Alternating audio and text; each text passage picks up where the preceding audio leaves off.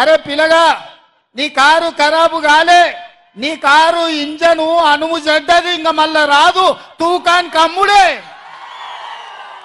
తూకం పెట్టి అమ్ముడే, work shop నుంచి మళ్ళా ఇంటికి రాదు, ఇనుప సామాన్లోనికి తూకం పెట్టి అమ్ముడే. నీ కారు నీ అయ్యనడుగు కావాలంటే ఇంటికి పోయి. నీ కారే కాదు, నీ అయ్య ఆరోగ్యం కూడా అనుంచెడ్డది.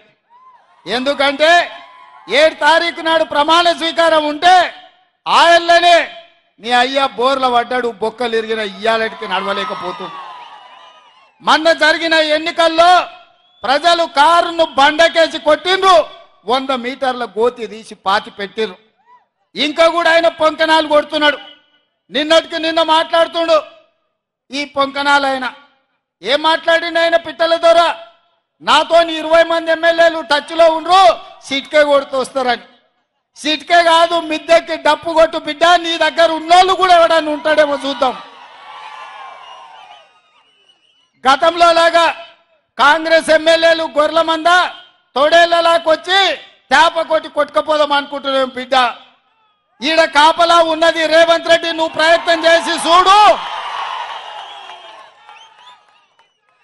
ఈడ మా ఎమ్మెల్యేలను కంచేసి కాపాడుకునే శక్తి హైటెన్షన్ వైరు రేవంత్ రెడ్డి ఉన్నాడు బిడ్డ. వచ్చి ముట్టుకో. కరెంటు తీగ మీద కాకి కరెంటు కొడితే ఎట్లా కర్రెగా సస్తదో, నువ్వు కాంగ్రెస్ వైపు చూస్తే నీ సంగతి గట్లనే అవుతుంది. నువ్వు మాదిక్కు కాదు, నీ దొడ్ల సాయంత్రానికి ఎన్ని వచ్చినా ఒకసారి లెక్క పెట్టుకో బిడ్డ, నీ సంగతి చెప్తా గాని. 100 రోజులు కాలే, 100 రోజుల్లో ఆడబిడ్డలకు ఆర్టీసీలో బస్సు ఉచితంగా ఇచ్చినాం. 35 కోట్ల మంది ఆడబిడ్డలు ఇవాళ బస్సులలో ఉచితంగా ప్రయాణం చేస్తారు. 100 రోజులు కాలేదు, ఆరోగ్యశ్రీ పథకం ద్వారా 10 లక్షల రూపాయలు ఉచితంగా మహిళలు ఇవాళ అన్ని కుటుంబాలకు ఆరోగ్యాన్ని అందించినాం. ఇదే కాదు, మాట ఇచ్చినాం, కట్టెలపై నుంచి విముక్తి కలిగిస్తాం, మీ కన్నీళ్లు దూడిస్తాం, మిమ్మల్ని ఆదుకుంటామని ఆడబిడ్డలకు మాట ఇచ్చి నరేంద్ర మోడీ 1200 రూపాయలు సిలిండర్ చేస్తే ఇవాళ ఆడబిడ్డలకు 500 రూపాయలకే సిలిండర్ ఇచ్చి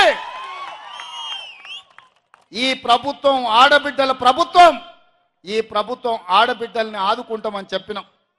స్వయం సహాయక సంఘాల గ్రూపులను 10 ఏళ్లు నిండా ముంచి ఆడబిడ్డల ఆత్మగౌరవం దెబ్బతీస్తే వందలాది కోట్ల రూపాయలు స్వయం సహాయక సంఘాలకు అందించి పరేడ్ గ్రౌండ్లో 1,00,000 మంది ఆడబిడ్డలతో కదము దొక్కి ఆడబిడ్డలతో ఆదుకున్న ప్రభుత్వం మా ప్రభుత్వం.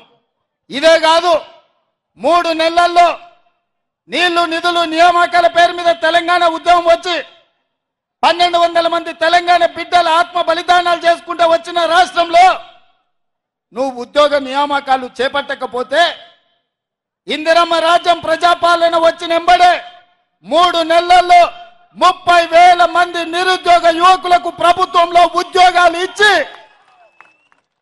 ఆ నిరుద్యోగ యువకులల్లా ముఖ్యంగా ఆడబిడ్డల కళ్ళల్లో ఆనందం చూసి మేము కడుపుకు నింపుకున్నాం. అదేవిధంగా బీసీల జనాభా లెక్కలు 60 ఏళ్ల నుంచి లెక్క పెట్టకపోతే ఆనాడు 2009లో కరీంనగర్ ప్రజలు తిరస్కరించి కరీంనగర్ ప్రజలు బండకేసి కొడతామని కేసీఆర్ వెంటబడి తరుముతే అక్కడి నుంచి పారిపోయి పాలమూరు వలస వస్తే మీరందరూ మనమందరం ఆనాడు తెలంగాణ ఉద్యమంలో తెలంగాణ రాష్ట్రం రావాలి, ఆ రాష్ట్రాన్ని సాధించాలంటే పాలమూరు నుంచి కేసీఆర్ను పార్లమెంటుకు పంపించాలి అని ఆలోచన చేసి పార్టీలకు జెండాలకు ఎజెండాలకు అతీతంగా ఆనాడు పెద్దలు విఠలరావు గారిని కాదని కూడా చాలా మంది చంద్రశేఖరరావు ఈ పాలమూరు నుంచి పార్లమెంటుకు పంపించారు. నేను ఇవాళ అడుగుతున్నా, ఈ పాలమూరు జిల్లా కష్టకాలంలో ఉన్న నిన్ను, పాలమూరులో ఊరు లేకపోయినా పార్లమెంటులో నోరు లేకపోయినా నిన్ను పార్లమెంటు సభ్యుడిగా గెలిపించి పంపిస్తే తెలంగాణ రాష్ట్రం వచ్చింది, వచ్చిన రాష్ట్రంలో మా పాలమూరుకు ఇచ్చిందేంది, నువ్వు తెచ్చిందేంది అని నేను ఈరోజు చంద్రశేఖరరావుని అడుగుతున్నా.